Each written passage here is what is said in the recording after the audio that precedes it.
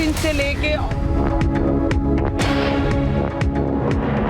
All right, some big breaking coming in right now. This is pertaining to the marital rape issue. Now, the High Court bench is split on the verdict.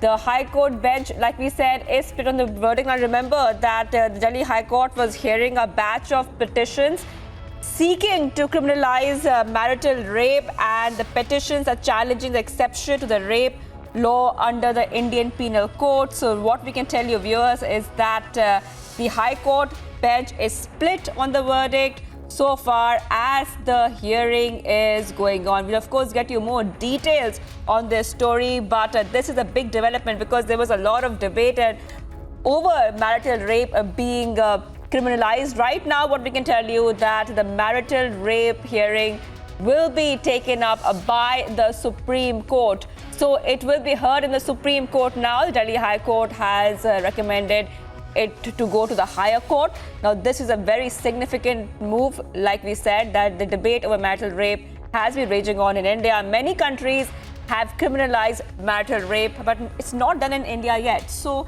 right now, a bunch of petitions were put forward to the Delhi High Court, and what we can tell you is that the bench was split on the verdict. It has been now taken up to a higher court.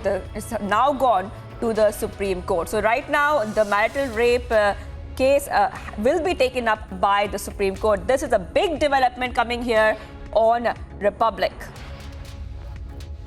Now, these petitions were filed by the RIT Foundation in 2015. I would like to go across to Ketana, who is joining me. Ketana, now this is definitely a movement towards criminalizing marital rape. Tell us the details.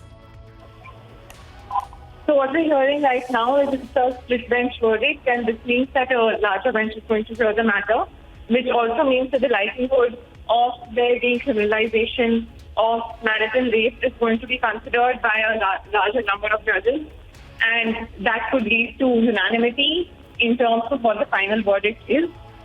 And now we are closer and closer to clarity, given the fact that numerous high courts have taken different positions on the matter till date.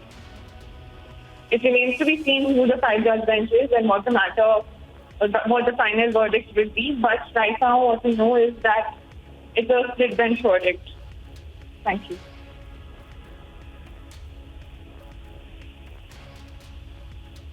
All right, Ketana, stay on with us, Ketana. Now, I want you to tell our viewers exactly why this case is very important, because like we told you earlier on Republic, when we broke the story, that the debate has been raging on for a very long time now. Some people say that we should not ape the West when it comes to criminalizing marital rape, Ketana.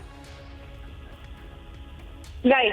So, in India, we've seen that rape is a criminal offense. However, marital rape, which is rape post-marriage, is where the lines of consent are questioned, and there have been instances where, despite there being no consent, sexual intercourse post-marriage has been considered valid and not rape. Numerous high courts have given different decisions on the matter, and right now what the Delhi High Court has done is we've seen one judge take exception to the law and another not do so. And that is why what's huge is that a larger bench will truly go into the merits of the case, the merits of the law, the validity of this law that was drafted. Yeah. Okay, Ketana, stay on with us, because right now I'm joined by Swapnil Kothari, who's joining us on Republic TV. Thank you so much, Mr. Kothari, for joining us. Now we can clearly see that this case is now going to be taken up by a higher court. The Supreme Court will be hearing this case. Could you please elucidate the legal aspect of this case at this point of time? Well, consent is the key component of any rape issue. Now, if there is no consent, obviously it is rape. The aspect of a husband having sexual intercourse with his wife post-marriage, a consent is a very blurred issue where, it is the wife has to prove that there was no consent from her side, and that's the reason why it is rape. There is a split verdict in the Delhi High Court today. That's the reason why the leave to appeal has been given to the Supreme Court. because it involves a substantial question of law. Now, what is the meaning of substantial question of law? Which means that consent within the parameters of marriage has to be considered by the Supreme Court after hearing both the sides, be it the husband, be it the wife, be it the center, or any other people, whether they're human rights activists, or whether that's a government, state government, central government, whoever wishes to implead itself or herself or himself into this particular fray before the Supreme Court. So the court will have to examine all the aspects. It will go back into history of all the judgments that's, been pronounced both by the High Courts and the Supreme Court on this particular issue, including just generically rape. So after you examine all of those things, it will have to examine whether or not the wife has the independence to say that, yes, I'm sorry, even if you are my husband, I'm not willing to have sex with you. Now, obviously, that right is very much given to the wife. There is no question about that. I firmly believe that there is a question of marital rape. Just because there is marriage does not mean that sex is to be taken for granted. Conjugal rights, as we call it within the legal framework. So those are not to be taken for granted between a husband and a wife. What if there is a split? What if there are constant fights between a husband and a wife every single day? They are not divorced. They're still husband and wife. And Yes, the wife Mr. doesn't want Kothari. to have sex. So obviously, this is a vexed issue. This means Yes, Mr. Kothari. it clearly indicates that, the court will have to consider this very, very seriously. And I'm sure they'll rule in favor of the women here, or the wives, to be more particular. All right, Mr. Kothari, thank you for joining us on Republic TV. I'm also joined by Shilpi Jain, a Supreme Court advocate. Thank you for joining us, Shilpi Jain. Now we can clearly see that this story has moved forward. It will be taken up by the Supreme Court now. Though there are many questions coming up. Number one is that will this be a progressive step in Indian society, number one? And number two, how do you see this really playing out when the Supreme Court takes up this issue? Well, I am a women's rights activist, but having said that, I think marital rape, the concept, according to me, is not right. Sex with the wife, if you bring it within the ambit of criminal law and punish the husband, so one, it will be extremely difficult to prove it in court of law. The wife can always use it as a tool to blackmail the husband. The court must not be allowed to get into the bedrooms of the spouses. And secondly, as of now, cruelty is a ground for divorce under the Hindu Marriage Act.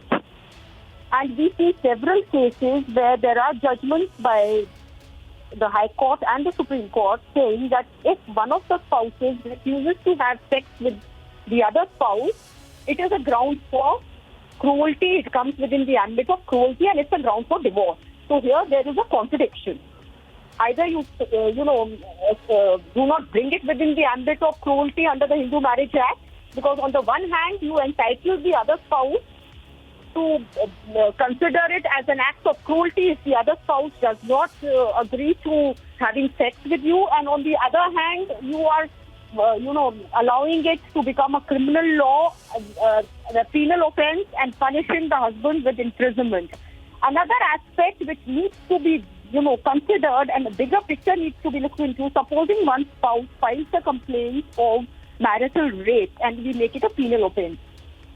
What happens after the husband is sent to the prison? Will he come back and again sleep with the woman? What happens to the marital life, to their relationship going forward? So I don't think it's practical in the Indian context, in our culture, and more so because it's something which only the husband and the wife will know, whether the husband actually forced himself, a mere statement by the wife that the husband has forced himself on her, and to drag it to the court and make it a penal offence, according to me, will not do any good to the matrimonial relationship between a husband and wife. So I do not... Shilpi Jain, I just want to, ask you this as... Yes. Shilpi Jain, are you saying something? You can complete it. Go ahead.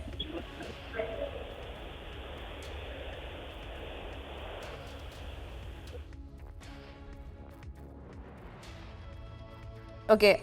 Do we have... I think we...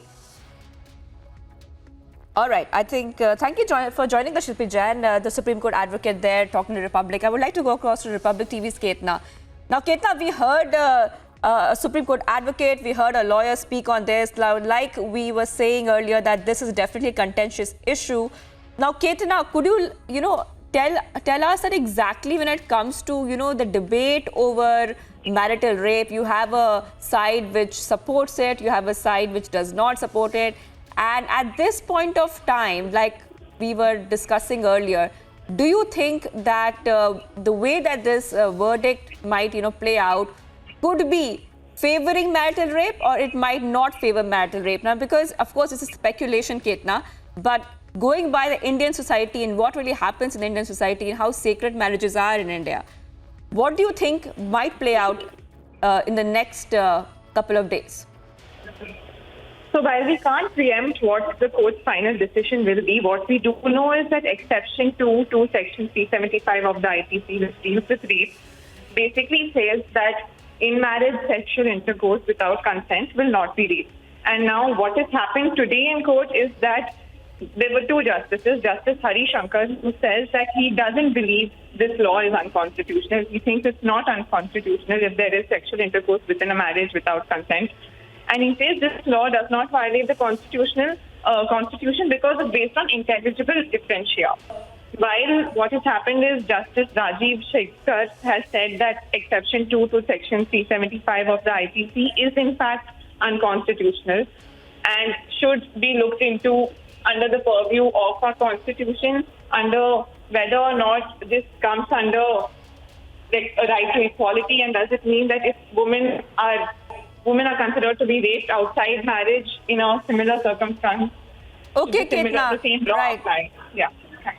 Right. Senior news editor Ketna Krishna, thank you so much. I want to go straight across to Republic TV's Rhythm. Now, Rhythm, you have been a Supreme Court lawyer. Tell us exactly how do you analyze this, hearing, and what can we expect next from here on? Let's tell our viewers first that there are two judgments, a split judgment coming in from the Delhi High Court, and I believe the matter is now going to go to the top court of the country. Justice Hari Shankar has said he does not agree with Justice Ravi Shakdher in the marital rape case, where Exception 2 of Section 375 was held to be unconstitutional by Justice Rajiv Shakdher. Now, what is pertinent for our viewers to understand is the Exception 2 of 375 said that forceful intercourse by a man after marriage with his wife is exempted from the definition of rape. Several people have written about it. There are single judges of the Karnataka High Court who've recently given judgment about how voices of silence should not be crushed anymore, about how a man cannot believe he's a superior beast because he's in a marriage. So a lot of pronouncements have been coming, but today, instead of being an authoritative judgment, is basically two judges disagreeing, and therefore, after a split verdict, after a dissenting verdict, we are going to see this matter possibly be taken up to the top court of the country. For now, marital rape will continue to be on the statute books, which is what is most disappointing. For now, any hope that was there that marital rape is going to be criminalized has been smashed.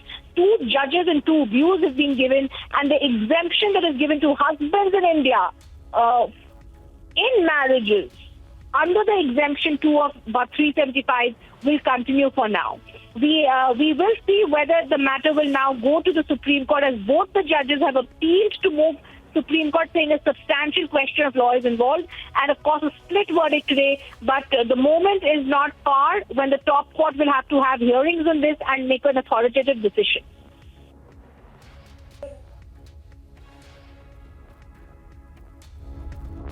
Right. Rhythm, could you also tell us who are the petitioners in this case? We believe that there are many petitioners. We have All India Democratic Women's Association, Khushbu Saifi, a marital rape survivor. Also, so who are these petitioners who have put forward their petitions at the court? Yes, as I tell you back, I also want to tell you why this verdict became crucial, and the court had really said when this before them at that time. The court is extremely clear that as they were to pronounce this judgment, they did believe the citizen's request for more time could not be given. And as that was not given, the division bench of Justice Shakdher and Justice Shankar had said they cannot let the matter hang for longer, after which the Delhi High Court said will pronounce the judgment. Now, there was senior advocate Rebecca John and Rajshekhar Rao who were made amicus in the case.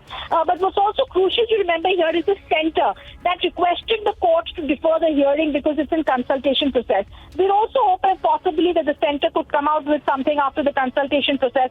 But like I said, I just want to remind our viewers, even though today is not a very, it's not a day for emancipation for women because there is no such judgment coming in marital rape, the Karnataka High Court a short while ago had said the age-old regressive thought that husbands are the rulers of their wife, their body, their mind, their soul should be effaced.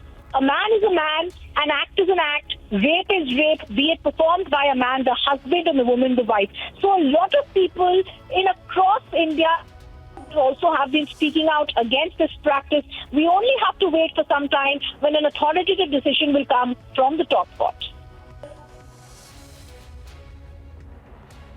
All right, thank you for joining us there, Ridham Bhardwaj, Executive Editor, Legal Affairs on Republic TV, taking a short break. Much more coming up on the other side.